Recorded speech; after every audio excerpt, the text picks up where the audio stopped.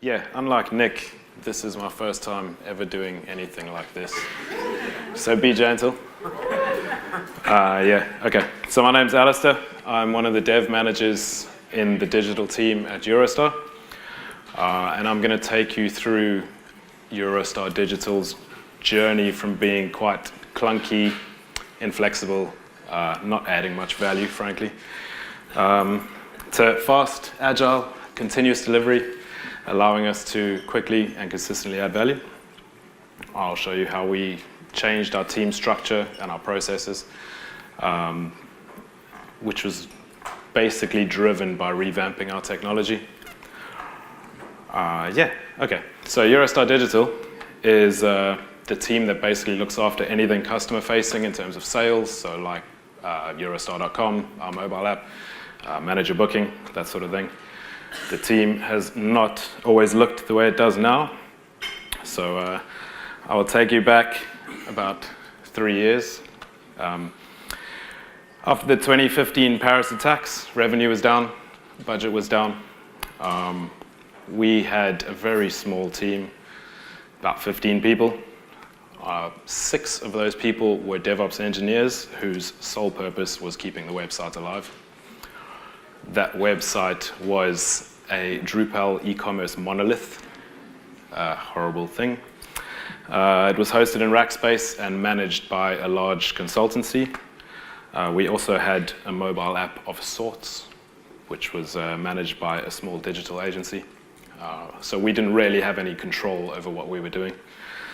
It was a slow and very manual time.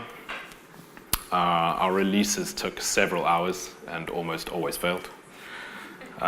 We had zero automation, obviously. Any monitoring we had was built in-house for some reason, or it was part of a large, overpriced, misconfigured plan from a vendor. We had no plans for any kind of responsive site to cater for the mobile era. Basically, everyone was just happy that the application worked. We needed a change. So we decided to reinvent ourselves. Instead of just keeping afloat, we needed to start adding value to our customers, and we needed to start delivering that value quickly. The first step was taking control of our tech. So we migrated our site out of Rackspace and into our own AWS environment.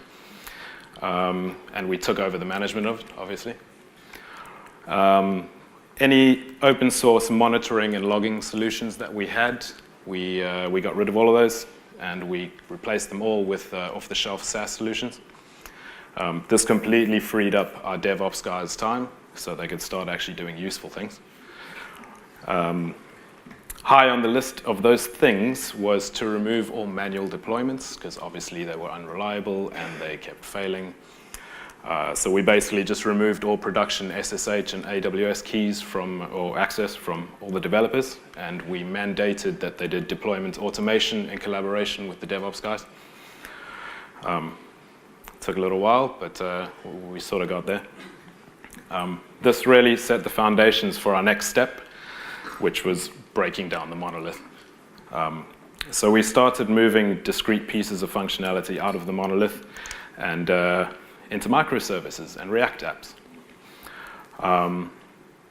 Obviously, to do this, we had to completely restructure our teams and the way we worked, because one big team with a few DevOps guys is not going to do it. So we brought in product owners to look after individual areas of the site as we broke them down. Obviously, as those different pieces or features got broken down, we had to split our team into smaller teams under those product owners. We realized that we needed the right people in the right place in order to do this. So we we trained up our existing devs in newer agile processes, in the new tech that we were using. And obviously, as we expanded, we had to hire more specialist devs, mainly Node and React guys.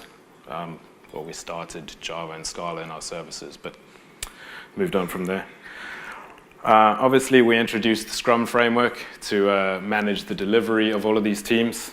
and we brought in Scrum Masters to facilitate all of this. So you've all been there, I think. But we're at this place where we had started becoming agile.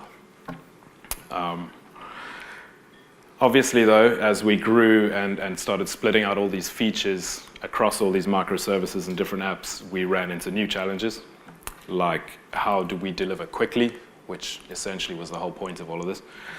How do we ensure code quality? And how do we stop this rapid expansion that we've got costing us a fortune in hosting? So enter consolidation and standardization. We built what we called a microservice or app factory through tooling and process standardization. So the first step to that was reducing all of our AWS accounts down into one account with one VPC per environment. If you are not familiar with AWS terminology, a VPC is basically just a virtual network within or in which you put all your applications and their supporting infrastructure. Next, we mandated only 2 environments per service or application, namely staging and production, which were identical. We achieved them being identical through configuration automation with Terraform. This obviously massively reduced our cost, and it also gave us peace of mind that anything that we had tested in staging was theoretically going to function exactly the same in production. In terms of code quality, we introduced a GitHub pull request branching model, also known as GitHub Flow. Peer reviews were mandated across all of our teams, and this was all sort of facilitated through continuous integration with Circle CI. Basically, what that meant was once a pull request had been approved by the peers, we'd merge the pull request into our master branch, and once that happened, it would automatically deploy to staging after all tests pass without exception. So with this level of automation, we felt quite confident that we weren't going to have deployment failures from manual deployments, etc. So we gave our developers access to promote to production from staging whenever they wanted. Obviously, this level of automation and autonomy for the devs contributed to a pretty distinct cultural change. By empowering our developers and giving them the tools and the pipelines that they needed to deploy code quickly and easily, they could focus on just adding value instead of all of the other fluff around it. We also had a new thing that all our devs were sort of holding each other to account for code quality and testing and everything. It wasn't just being mandated top down, because obviously they were all accountable for the code going into production. So yeah, this was great. This is the golden era. We live in the high life. We had expanded our team from 15 people to we're now about 100 over, I think, 14 different product and technical teams. We had broken our monolith down into several React apps, built on top of a pretty large underlying estate of microservices. We had a shiny, responsive website, finally. Yeah, we'd also started completely rebuilding our mobile app using React Native, which was great because we only needed one team to deploy the app across iOS and Android. It's one set of tooling, one set of testing, way faster. And this app obviously plugged into all of our existing microservices, so there's a lot of code reuse. We even had a party to celebrate the old site's death. That was great. So yeah, it's all great, but we needed more. So with everything basically running smoothly, not without its hitches, but you know, better than before, we decided to be a little bit more adventurous. So we took a small portion of our budget, just 150K, and we released the first iteration of Eurostar Snap, which is our low-cost offering. If you don't know about it, I can tell you about it afterwards. Basically, everyone said it would fail. We got no support from business, but we just forged ahead anyway. It was a pure development-driven initiative. We trialed it first exclusively through Facebook, and when it seemed like it was gaining some traction, we opened it up to a bit of a wider audience. In its first year, it brought in 350K, which was more than double its initial investment. So we thought, okay, that's pretty cool. We pumped a little bit more money into it, and last year it brought in 2 million. So it's just a testament to what you can do with that innovative mindset. We were quite impressed with that.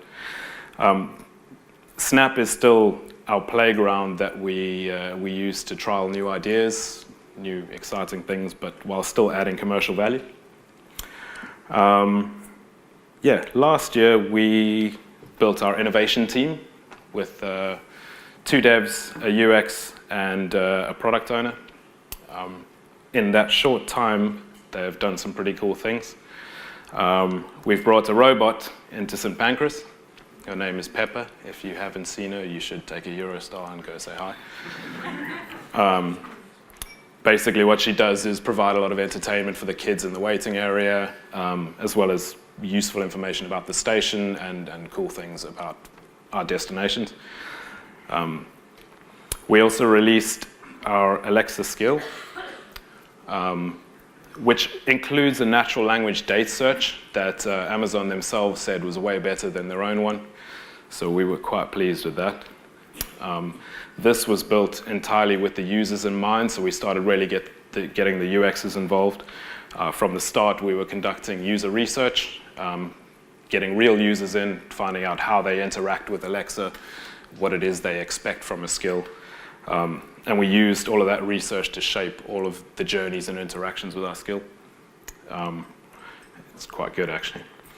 And we're currently building chatbots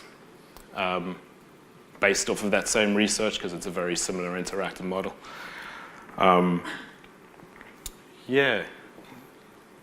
Another thing we've done is our hotels and packages offering. Oh, it's gone bad.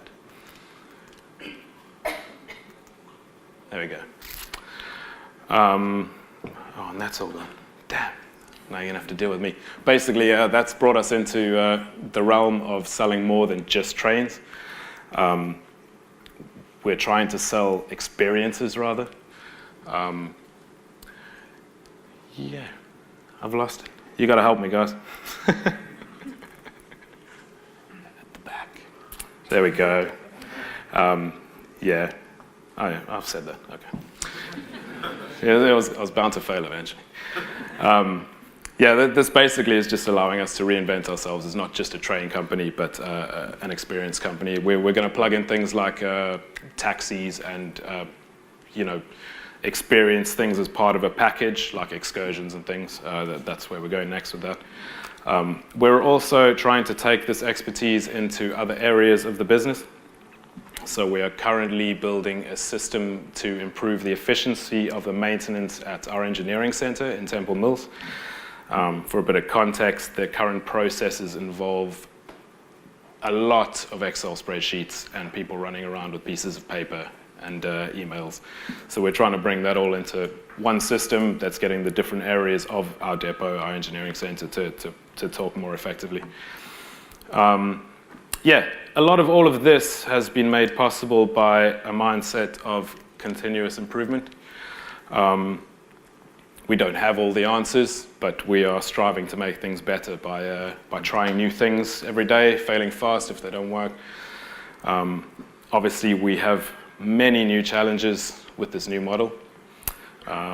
For example, with all of these largely self-managing autonomous teams, how do we balance this autonomy with standardization of our tooling? We want our teams to have full ownership of their products, but this can often lead to a lot of duplication of effort. So we could have teams building their own services because they're sort of siloed almost to achieve the same result instead of sharing code. How do we prevent this? How do we get them talking to each other better? We could also have things like teams going off, and because they have all this autonomy, they just go off and try all the latest tech, and everything's new and shiny, and they want to use it. But obviously, this can become unmaintainable very quickly. So can we handle this? Do we want to handle it? I don't know. Some of the things that we are still trying to figure out. We're still trying to have an innovative offering, though. So, you won't have me for much longer. To recap, 3 years ago, we were not really in a good place and needed a change. So by tackling the 3 pillars of digital transformation, namely people, process, and technology, threw some buzzwords in there, we've managed to bring Eurostar Digital into the modern age, I think, quite well, so that we are able to consistently add value and very quickly respond to changes with a true product vision. If we want to talk numbers, Eurostar Digital was responsible for, well, basically our website, our mobile app, everything was responsible for 55% of our revenue last year. So that's pretty impressive. All of this is obviously helping us become, again, not just a train company, but an experience company with things like our innovation teams and our hotels and packages offering. We are continuing our efforts to bring this agility to the rest of the business. We've had several agile training sessions with our HR teams, incidentally, our service desk and our operational teams like the engineering center at Temple Mills. These are mainly run by our excellent Scrum Masters, like Bianca over here. Say hi. We're also in the middle of a pretty massive program where we are replacing our core inventory system, which is basically all of our trains, our timetables, our seats, our bookings, with something a bit more modern. It's pretty big, but this is going to allow other areas of the business, like our pricing team, to be able to respond to changes in the market a lot more quickly, like people flying drones over Gatwick. So, yeah, it's quite clear that there's no real limit to what we can achieve once we have the right people in place. The only question is, what's next? That's it.